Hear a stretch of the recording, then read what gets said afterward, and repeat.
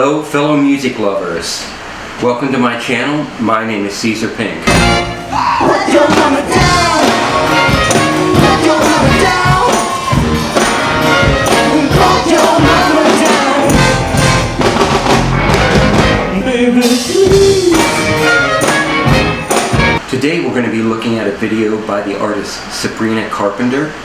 But before we do that, please like and subscribe. All the proceeds from this channel are donated to the Arete Living Arts Foundation. At Arete, we believe all art is educational and art can be activism.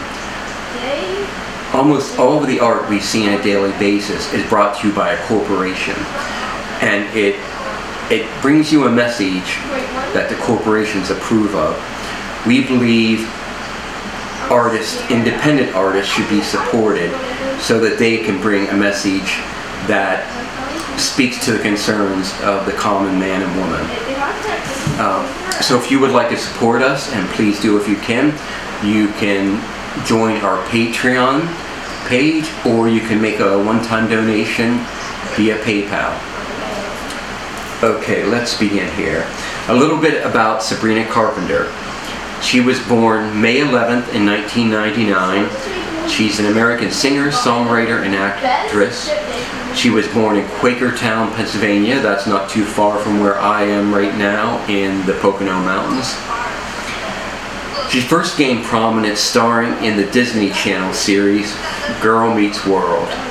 Graduation and awards night is coming up. I am very proud of this class. Several of you will be recognized for your achievements throughout the year. Awards are a scam. A girl like me never had a chance. Matthew's never had a chance. All right, I'll do it, but it's ridiculous. It's a scam, Matthew. She never had a chance. Maya will be receiving the Griff Hawkins Totally Cool Award. Maya, you just found out you won the Totally Cool Award, yet you just sit there? Oh, you're being cool. Why won't you rub off on me? She signed with Disney-owned Hollywood Records and released her debut single, Can't Blame a Girl for Trying, in 2014. She also appeared on the next Miley Cyrus project, run by Miley Cyrus. Hi, my name is Sabrina. I'm 10 years old, and I'm going to be singing the Hold On Throwdown by Miley Cyrus. I just want to thank everybody for getting me into the top 10, and we had a lot of fun with this video, so I hope you enjoy.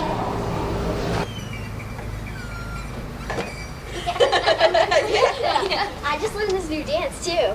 Really? Yeah. Can you teach us it? Yeah, it's the Hold On Throwdown. Okay. Okay. That sounds confusing. Crunch it back, then hip hop it. Put your heart in the sky. That's my favorite part. You kick up your leg, right? I think so, yeah.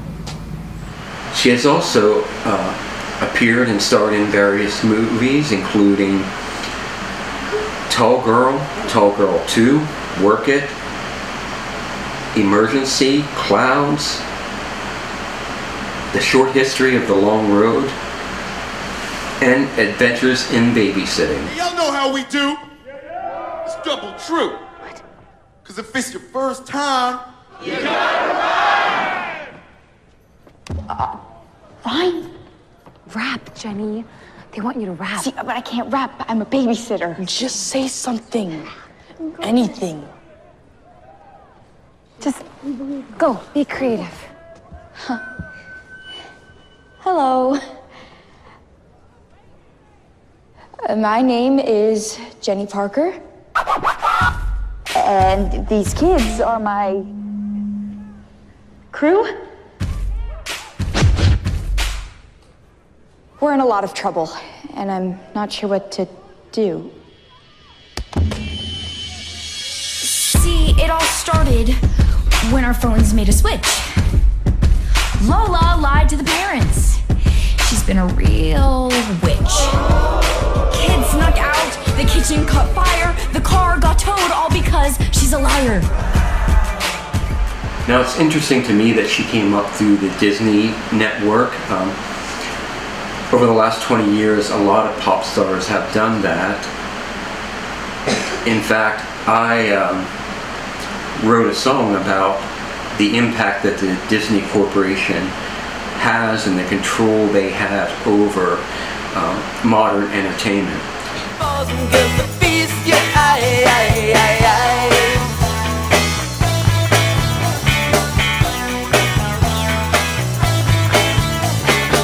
Shallow people sure have it nice. So many movies and TV shows. Shallow people sure are lucky. All this music made just for them. Someone's sick to taking yet I feel kinda bored. Someone's too late yet I feel so ignored. I know it's supposed to suit me, but sometimes I feel like I just wanna scream. Oh, oh, oh, oh.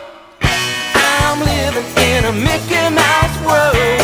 Caramel covered, margarine coated, sugar and spice. Everything's so nice. Lots of pretty boys and girls to feast. Yeah, I'm living in a Mickey Mouse world. By the way, I'm drinking out of one of my favorite mugs. It was designed by artist Leanne Verbeck. She makes beautiful work. You could check out her website at... Now, Leanne and I also go way back. She was a long time and one of the original singers and dancers in my group, Caesar Pink and the Imperial Orgy.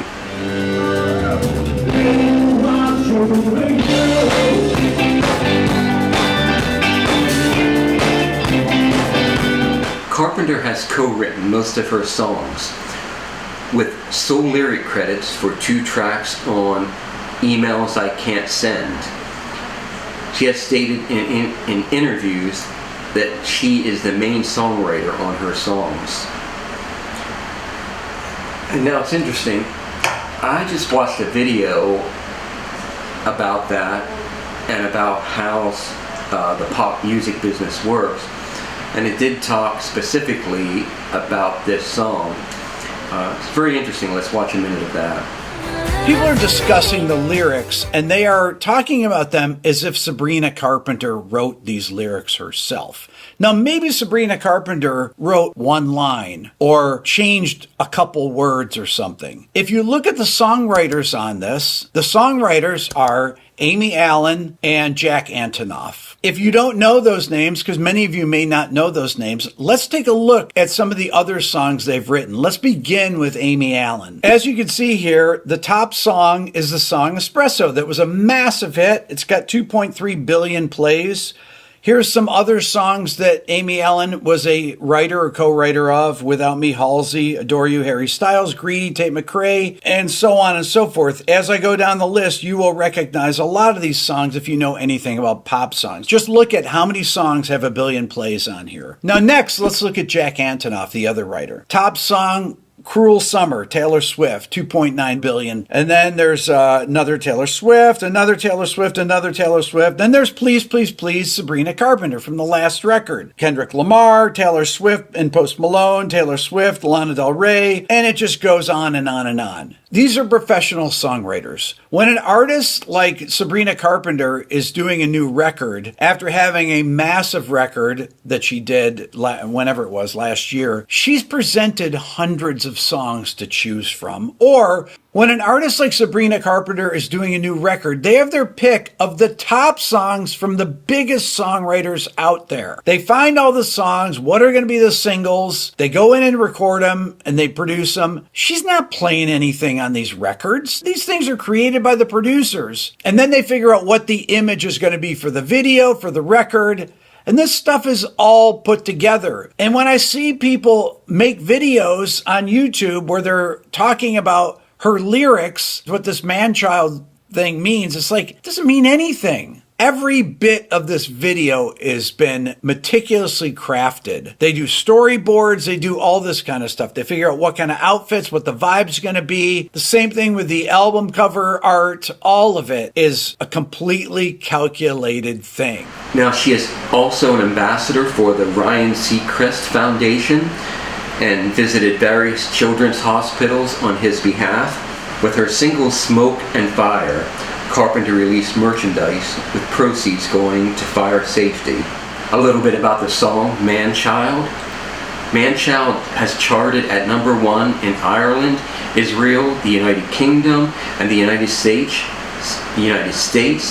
and reached the top 10 in Australia, Canada, New Zealand, the Philippines, Portugal, and Singapore.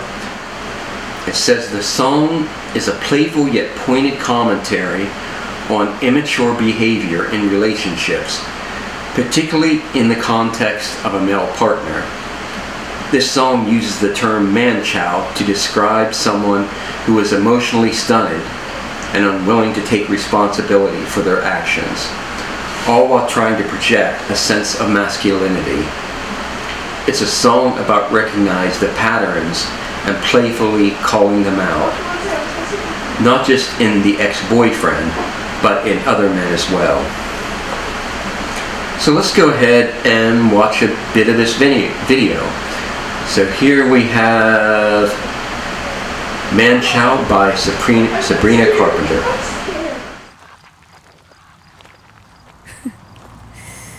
Oh boy.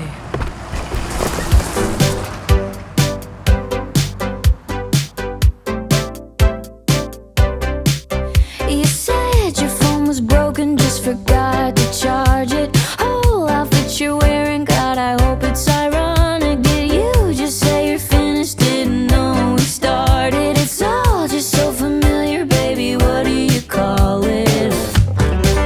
Stupid, or is it slow?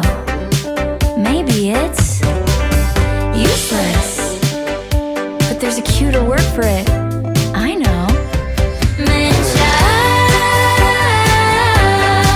why you always come running on me? Fuck my life. Won't you let an innocent woman be? Never heard of self-care. Half your brain just ain't there. Manchild,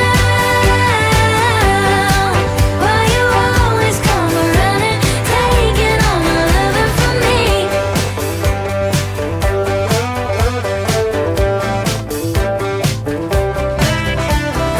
Why so sexy, you're so dumb, and I'll survive the earth so long. If I'm not there, it won't get done. I choose to blame your mom.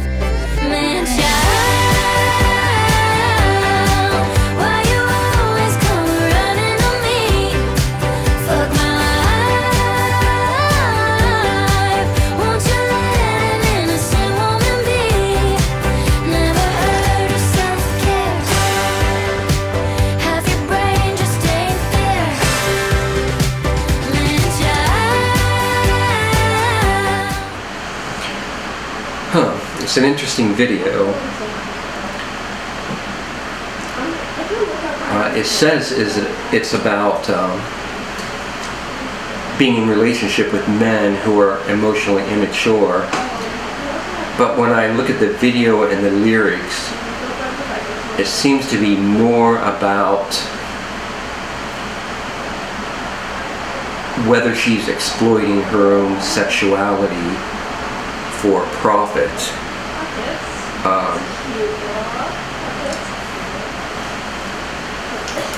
As far as the music, it's pretty simple pop with a little hint of country in it. This is the first time hearing it. The hooks seem decent. One thing I noticed is that she does have a few different voices she sings in. I haven't heard enough to analyze, but it sounded like she had 3 different techniques she sang in the different parts. Let's watch a little more of the video. Why you always come running, taking all my loving from me? My boys playing hard to get, and I like my men all incompetent, and I swear they choose me. I'm not choosing them. Amen. Amen. Oh, I like my boys playing hard to get, and I like my men all incompetent, and I swear they choose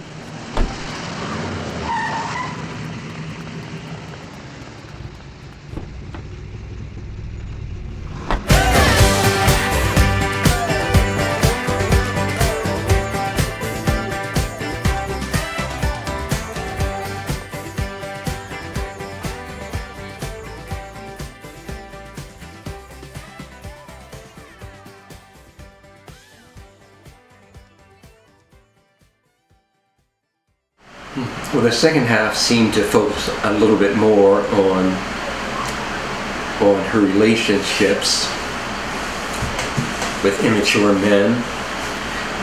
We'll look deeper at the lyrics in a few minutes. I'm not sure what I feel about the video yet. There is irony in it,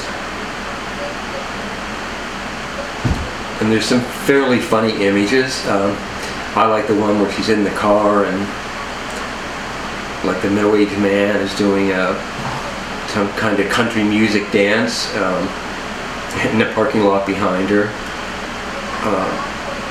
I'm not exactly sure what all of this, how it all fits together. Near the end there was a lot of gunplay, and I think I saw some things exploding. It started off with a turtle walking on the ground. In the final shot you see what looks to be like an eagle carrying the turtle. I don't know what that means. If anybody knows, please comment below and enlighten me. Now, there has been some controversy about this album. I think it's mainly based around his sexuality. The album cover seems to suggest oral sex or maybe sadomasochism. Sabrina Carpenter's new song just dropped, and she's already getting dragged online for allegedly using an ableist slur. We've got to get into this, you guys, because it's not just generating ire from 1, 2, or even 3 people. It's hundreds sounding off on TikTok, on Twitter. So without further ado, let's dive in. One of the major controversies was the Man's Best Friend album cover. Yeah, this is it. It shows her on all fours, dog style, with what appears to be a man standing over her, yanking her hair. One tweet that's racked up nearly 50,000 likes read, "Women face horrific domestic abuse and degradation at the hands of men every single day worldwide. But she wants to profit off of imagery of herself being degraded, comparing herself to a dog. Pandering to men will never be feminist. I don't care if the lyrics say men." Makes me feel ill knowing her fans will spin this to make it feminist. We're so unbelievably cooked if you think that this is okay. Women are degraded and treated less than human every single day, and she is profiting off of it and glamorizing it. I guess she had some controversy with an earlier video that she made in a church, and it was quite a sexual video, and I believe whoever the church leader was that allowed her to do that got fired. That's kind of right out of the Madonna playbook.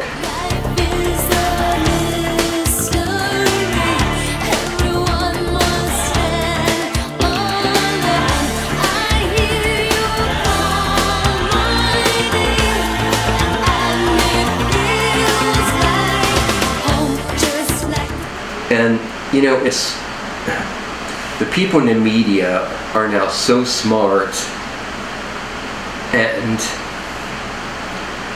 corporations are always trying to make themselves look like they're part of the subculture, they're part of the outsider, they're part of the underground. And so it makes me wonder if this controversy is real. Controversy is a part of music marketing, going back to Alice Cooper in the 1970s. But it is a very sexual video, even though by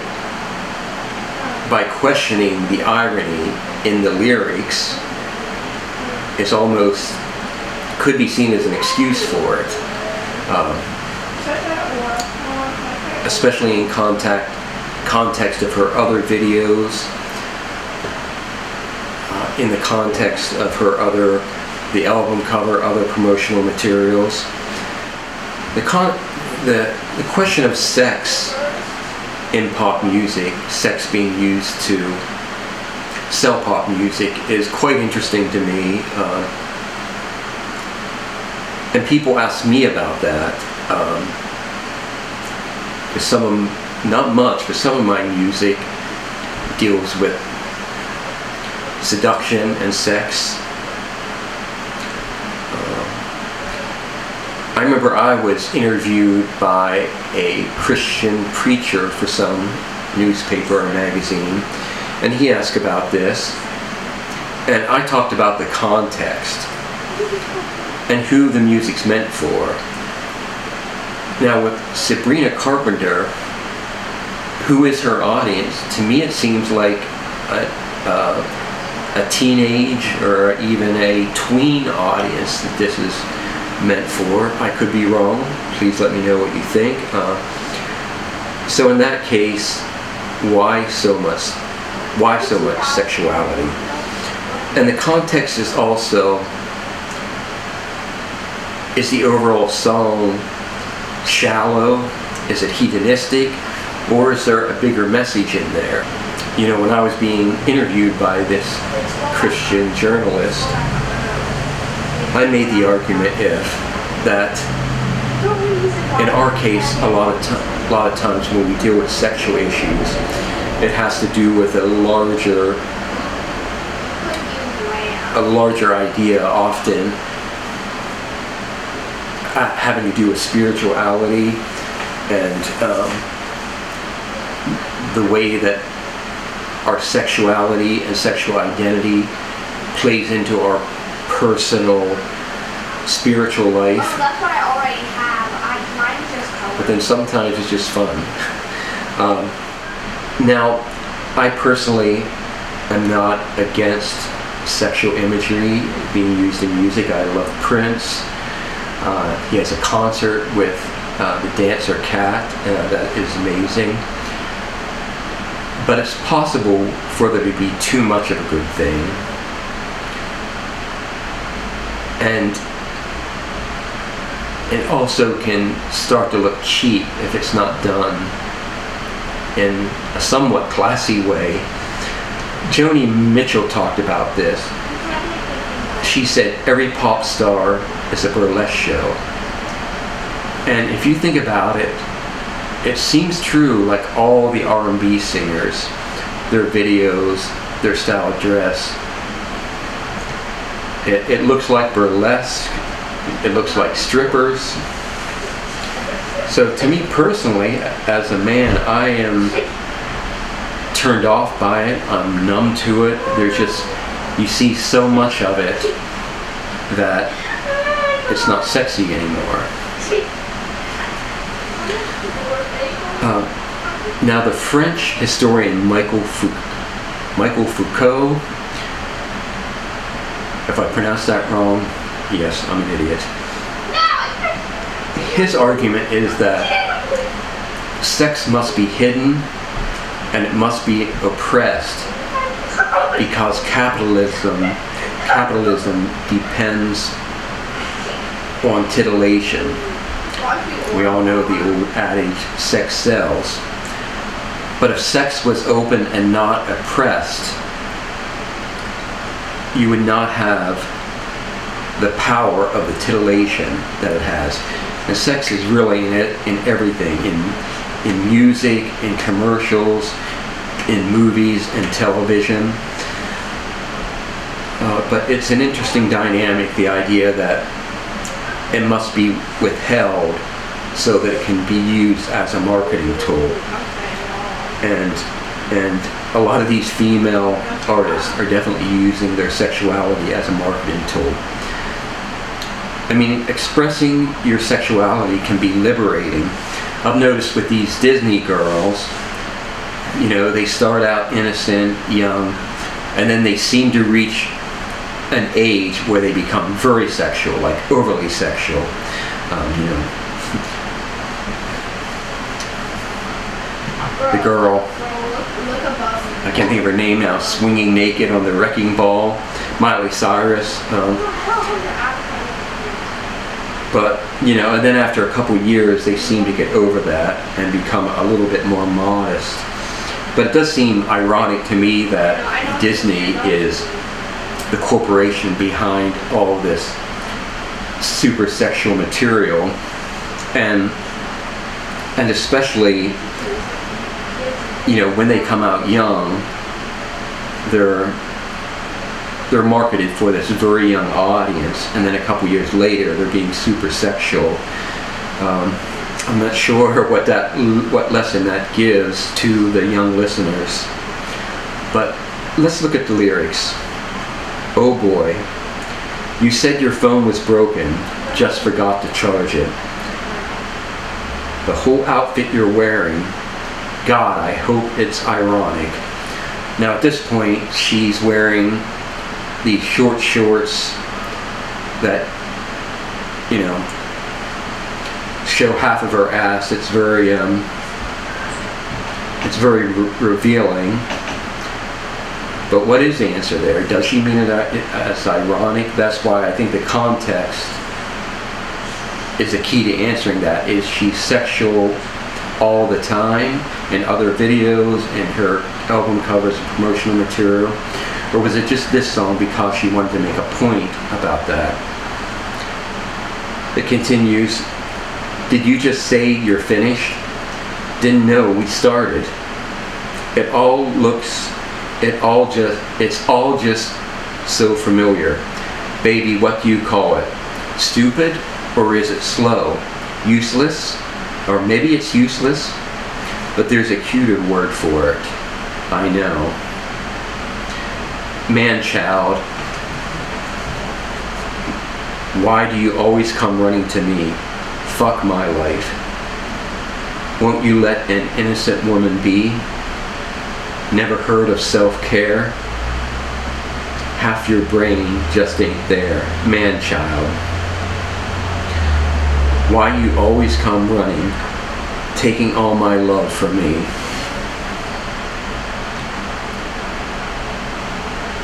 Now I'm having a little bit of trouble telling whether these lyrics are pointed at the man-child or whether they're a reference to what people say about her.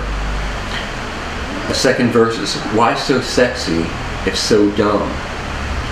And how survive the earth so long? If I'm not there, it won't get done. I choose to blame your mom. Again, I can't tell whether this is aimed at the man-child or a reference to herself. Man-child, why you always come a-running to me? Fuck my life. Won't you let an innocent woman be? Never heard of self-care? Half your brain just ain't there. Man-child, why you always come a-running, taking all my loving from me? Now the chorus does sound like it's aimed at the man-child. Oh, I like my boys playing hard to get, and I like my men all incompetent, and I swear they choose me, I'm not choosing them. Amen. Now, I think this bridge hints at something a little deeper, because, I mean, if you look at psychology, there is a thing where people have a certain type, and it might be a type that isn't healthy for them, that they keep getting attracted to and getting relationships again and again. And it might seem like these people are choosing me, yet you really have to take the blame for it. And then it repeats the chorus, why you come running to me, always come a-running to me, fuck my life. Won't you let an innocent woman be? Oh, I like my boys playing hard to get. I like my men all incompetent, and I swear they choose me. I'm not choosing them. Amen. Amen. If you have any thoughts or insights, please post them in the comments below. Or if you have any other songs you would like me to check out, post them below as well. And again, please like and subscribe if you can. Thanks for visiting my channel.